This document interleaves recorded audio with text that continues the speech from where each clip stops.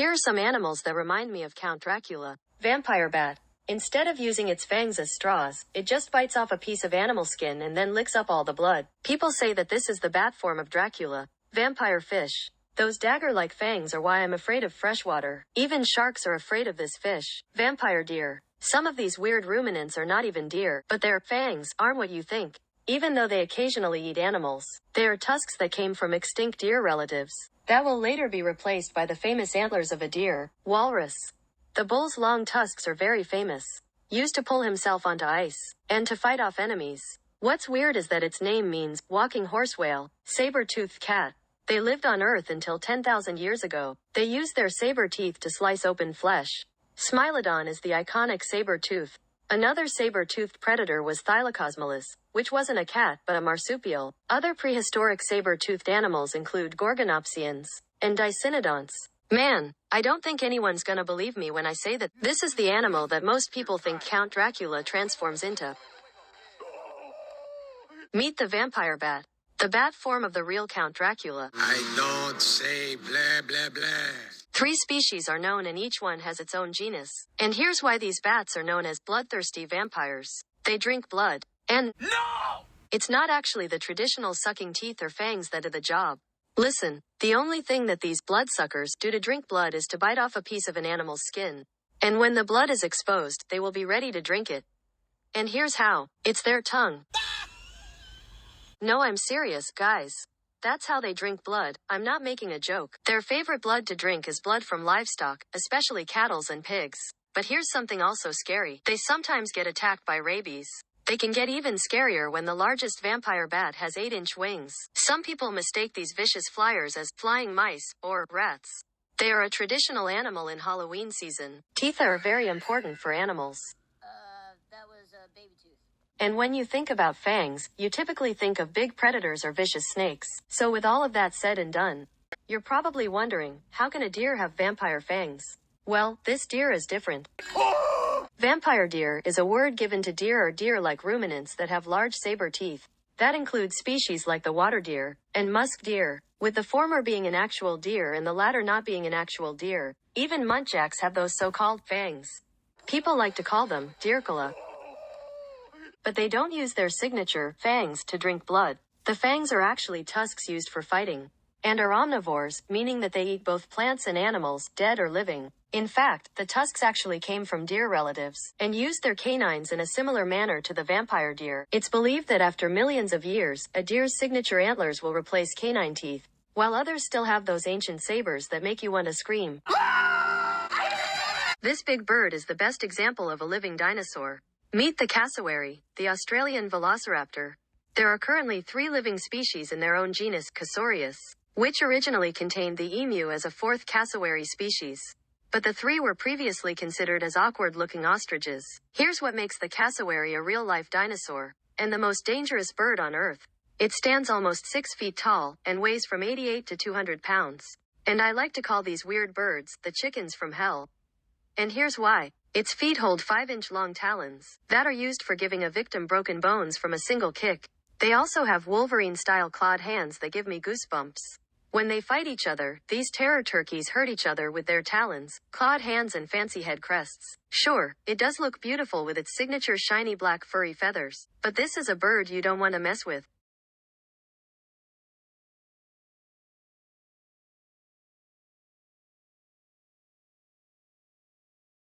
This giant toad has become a serious problem in Florida. The cane toad, Florida's dog killer. This is the biggest toad on Earth, usually reaching 6 to 8 inches in snout vent length and weighing 3 pounds, with the largest reaching 13 inches in snout vent length and weighing 6.5 pounds.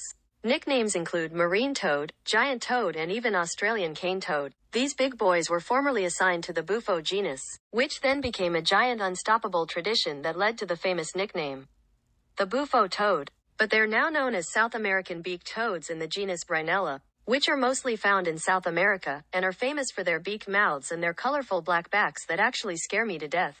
But these toads became invasive, causing problems in Australia, Sweden, the Philippines, and worst of all, Florida. That started when the Aussies were having issues with cane beetles eating their canes. In Florida, cats and dogs eat small versions of the cane toad. And they die because the toad has pouches full of creamy poison. Yeesh. Cars run over these toads. This weird pig looks like a strange creature that came straight out of Star Wars. And I was like, Ew. and Never heard of it.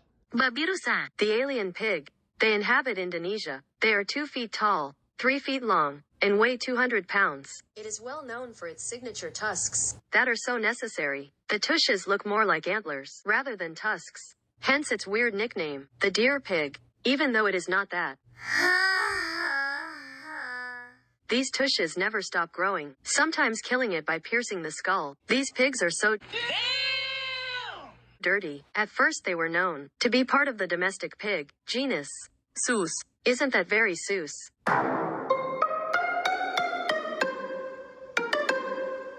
These suckers are so ugly that they even make the ugliest warthog look very beautiful.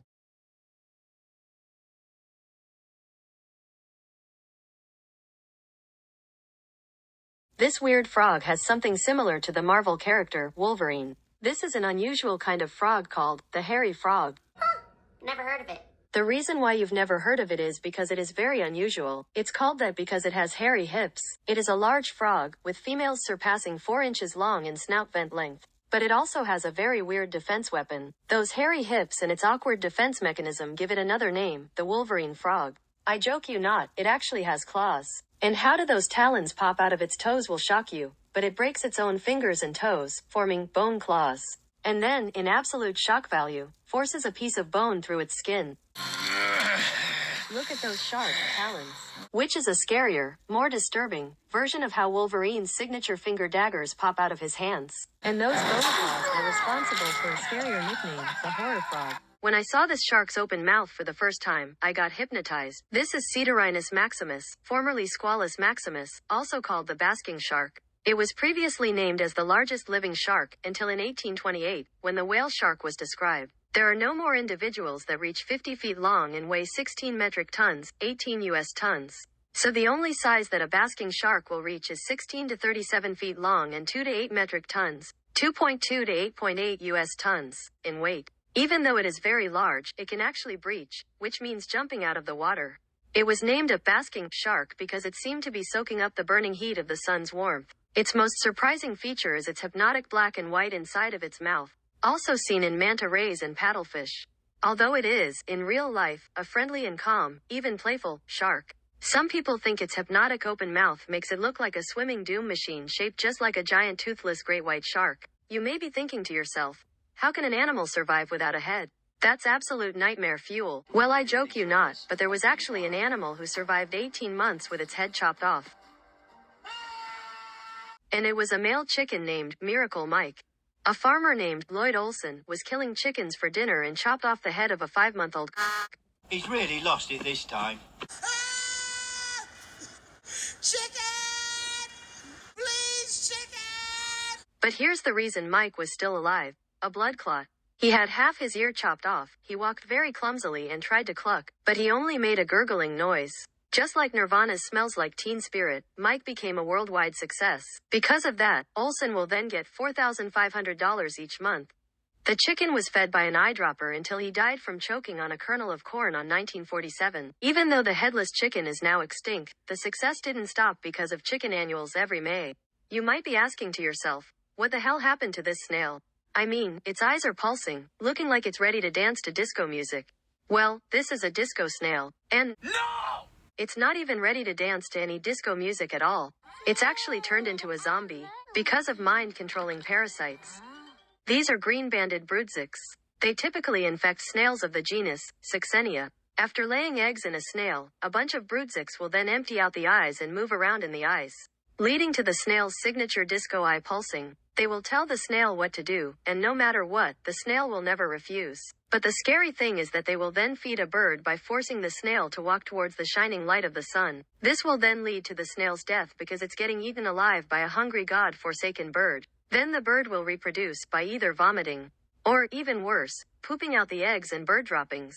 The droppings will then be fed by other snails, which eventually continues the zombified cycle of a zombie snail.